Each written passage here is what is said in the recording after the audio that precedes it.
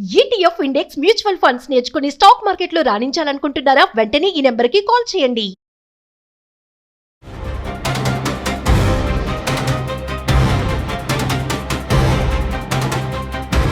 నమస్కారం అండి. నేను మీ నండి రవికుమార్ని. సుమన్ టీవీ వీక్షకులకు పునఃస్వాగతం. చాలామంది అడుగుతున్నారు, ఈపీఎఫ్ విత్డ్రాయల్స్ ఎవరైతే ఈపీఎఫ్లో బ్యాలెన్స్ ఉంటుందో దాన్ని విత్డ్రా చేస్తే దానివల్ల వచ్చే లాభాలేంటి, నష్టాలేంటి, విత్డ్రా చేసి ఇల్లు కట్టుకోవచ్చా, ఏమంటే ఈ ఈపీఎఫ్లో విత్డ్రా చేయడానికి దేర్ ఆర్ సపరేట్ ప్రొవిజన్స్ ఉన్నాయి. ఆ ప్రొవిజన్స్ ప్రకారంగా మనకి హెల్త్ బాగాలేనప్పుడు, ఎమర్జెన్సీస్లో అండ్ ఇంక్లూడింగ్ హౌసింగ్ పర్పస్ కూడా వాళ్ళు ఎలిజిబిలిటీ క్రైటీరియా ఇచ్చారు. అయితే ఇక్కడ మనం తెలుసుకోవాల్సింది ఏంటంటే, as a banker, as a economist, financial అనలిస్ట్గా నేను చెప్పేది ఏంటంటే, ఇక్కడ తెలుసుకోవాల్సింది ఏంటంటే, ఇంట్రెస్ట్ ఇక్కడ సేవ్ చేస్తున్న అమౌంట్ మీద మనకి ఇంట్రెస్ట్ ఎంత వస్తుంది? Interest rate 8.25%. 8.25% ఇంట్రెస్ట్ క్యారీ చేస్తూ అది కాంపౌండ్ అవుతూ ఎష్యూడ్ ఇంట్రెస్ట్ అయ్యుండి, గవర్నమెంట్ది కదా, ఎష్యూడ్ ఇంట్రెస్ట్ అయ్యుండి వస్తున్నటువంటి ఒక అమృత ధార ఈపీఎఫ్ అన్నది ఎంప్లాయీస్కి అది ఒక ప్రావిడెంట్ ఫండ్, ప్రొటెక్షను, రక్షణ, వృద్ధాప్యంలో వాళ్ళకి పనికొచ్చేటువంటి ఒక భవిష్య నిధి. తెలుగులో చెప్పాలంటే ప్రావిడెంట్ ఫండ్, భవిష్య నిధి. అలాంటి ఫండ్లో నుంచి తీసి ఇల్లు కట్టుకోవాల్సినంత అవసరం మనకేంటి? బ్యాంకు లోన్ కనుక మనకి ఎలిజిబిలిటీ ఉంటే, మనం కట్టే ఇంటికి అన్ని పర్మిషన్స్ ఉంటే బ్యాంకు లోన్ వస్తుంది. అలా బ్యాంకు లోన్ తీసుకుంటే మనకు పడేది లెస్ దాన్ 8.25%, 7.6, 7.8 ఇలా రకరకాల loan to value ratio, LTV ratio మీద బేస్ అయ్యి బ్యాంకు వాళ్ళు మనకి లోన్ ఇస్తారు. ప్లస్ అది కూడా 30 ఇయర్స్కి ఇస్తున్నారు. ఇప్పుడు ఇదివరకు అయితే 20 ఇయర్స్ ఉండేది, 25 ఉండేది, ఇప్పుడు 30 ఇయర్స్ చేశారు. And repayment period up to 70 years చేస్తున్నారు. సో కాబట్టి మనము ఎవరైతే ఎలిజిబిలిటీ ఉందో, నేను మరీ చెప్తున్నా, ఎవరికైతే ఎలిజిబిలిటీ ఉందో వారు మీరు తప్పక బ్యాంకు లోన్ తీసుకోండి. బ్యాంకు లోన్ కాదనుకుని ఈపీఎఫ్ నుంచి ఫండ్స్ విత్డ్రా చేసుకోకండి. ఇది మన లాంగ్ టర్మ్లో చూసినట్టయితే ఈ రెండింటి మధ్యన డిఫరెన్స్ ఉన్నటువంటి 0.75% డిఫరెన్స్ చూసినట్టయితే, మనము బ్యాంకుకి 20 ఏళ్లలో 2 రెట్లు కడితే ఈపీఎఫ్ వల్ల మనకు పోయేది 3 రెట్లు అనమాట. అంటే మనకి ఇక్కడ వచ్చేది వడ్డీ రేటు ఎక్కువ కాబట్టి మనకు నష్టం జరిగేది ఈపీఎఫ్ నుంచి మనం గనక తీస్తే, భవిష్య నిధి నుంచి కనుక మనం ఉపసంహరిస్తే ఎక్కువ నష్టపోతాం. ఇదే గనక ఇంట్రెస్ట్ రేట్ రివర్స్లో ఉంటే అప్పుడు వేరే.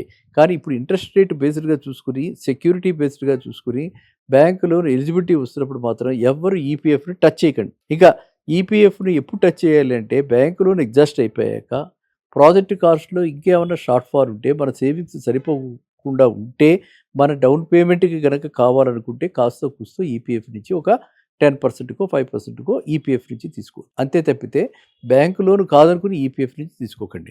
ప్లస్ బ్యాంకు లోన్ తీసుకోవటం వల్ల మనందరికీ కూడా, మీ అందరికీ కూడా ఒక కైండ్ ఆఫ్ డిసిప్లిన్ ఏర్పడుతుంది. ఈఎంఐలు ఆనర్ చేస్తారు, ఈఎంఐలు పేమెంట్ అవుతుంటుంది. ఈఎంఐ పేమెంట్ అయిపోయాక మిగిలేదే మన శాలరీ కింద పరిగణిస్తాం. ఆ శాలరీగా పరిగణించి దానిలోనే మనం బతకడానికి ప్రయత్నిస్తాం. కాబట్టి ఆటోమేటిక్గా ఫోర్స్డ్ సేవింగ్ కూడా అయిపోతుంది. ఇంకా ఫర్దర్ వేరే సేవింగ్స్ ప్లాన్ చేయక్కర్లా. ఇంటికి మనం పెట్టిన పెట్టుబడి అది అలాగ పెరుగుతూ ఉంటుంది. లోను ఈఎంఐలు కడుతూ ఉంటాం కాబట్టి తగ్గుతూ ఉంటుంది. ఈ గ్యాప్ వల్ల ఎప్పుడైతే మన ఇల్లు కనుక ఎప్పుడైనా అమ్మాలన్నా, లేకపోతే ఇల్లు తనఖాలో పెట్టి పిల్లలకి చదువులు చెప్పించాలన్నా కూడా ఇది చాలా చక్కటి ఉపాయం.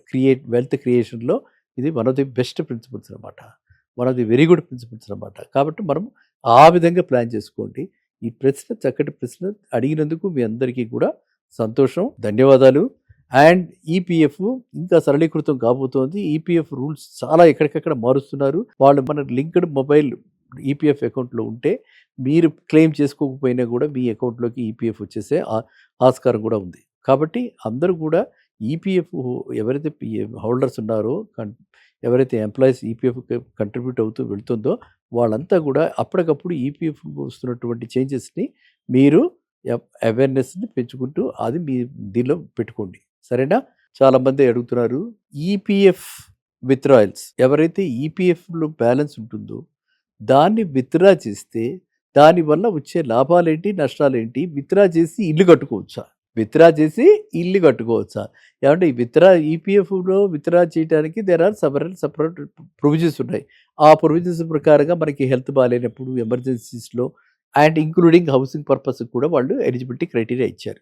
అయితే ఇక్కడ మనం తెలుసుకోవాల్సింది ఏంటంటే, as a banker, as a economist, financial అనలిస్ట్గా నేను చెప్పేది ఏంటంటే, ఇక్కడ తెలుసుకోవాల్సింది ఏంటంటే, ఇంట్రెస్ట్ ఇక్కడ సేవ్ చేస్తున్న అమౌంట్ మీద మనకి ఇంట్రెస్ట్ ఎంత వస్తుంది? Interest rate 8.25%. 8.25% ఇంట్రెస్ట్ క్యారీ చేస్తూ, అది కాంపౌండ్ అవుతూ, ఎష్యూర్డ్ ఇంట్రెస్ట్ అయ్యుండి, గవర్నమెంట్ది కదా, ఎష్యూర్డ్ ఇంట్రెస్ట్ అయ్యుండి వస్తున్నటువంటి ఒక అమృత ధార ఈపీఎఫ్ అన్నది. ఈపీఎఫ్ అన్నది ఎంప్లాయీస్కి అది ఒక ప్రావిడెంట్ ఫండ్, ప్రొటెక్షను, రక్షణ, వృద్ధాప్యంలో వాళ్ళకి పనికొచ్చేటువంటి ఒక భవిష్య నిధి. తెలుగులో చెప్పాలంటే ప్రావిడెంట్ ఫండ్, భవిష్య నిధి. అలాంటి ఫండ్లో నుంచి తీసి ఇల్లు కట్టుకోవాల్సినంత అవసరం మనకేంటి? బ్యాంకు లోన్ కనుక మనకి ఎలిజిబిలిటీ ఉంటే, మనం కట్టే ఇంటికి అన్ని పర్మిషన్స్ ఉంటే బ్యాంకు లోన్ వస్తుంది.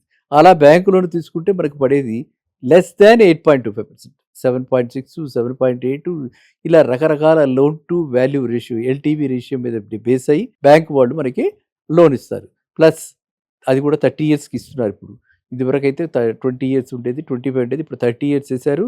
And repayment period up to 70 years చేస్తున్నారు.